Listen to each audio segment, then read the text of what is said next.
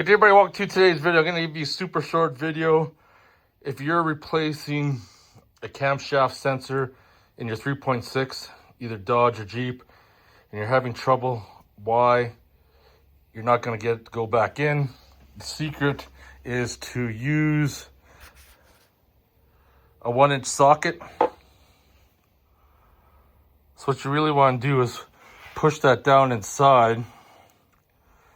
But if you try to push it with hand, it just collapses.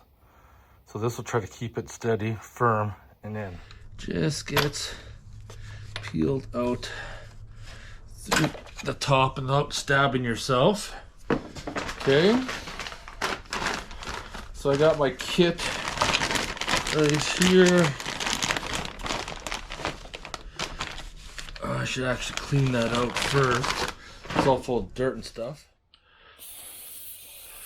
Gonna use some WD-40. Get in there, clean it out.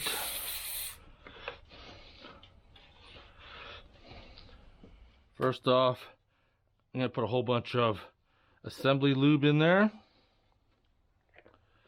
And then I got my seal. And this, yes, it all depends on your socket. It should fit in there nice and tight.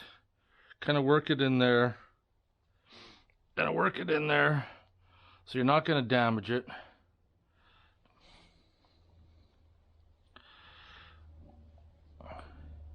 Could probably go ahead and get our metric one too if we really wanted to. It may take a few tries to get it to go in. Kind of just have to push down and work on it. Get it to go.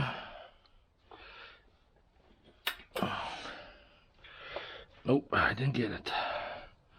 Let me try this again.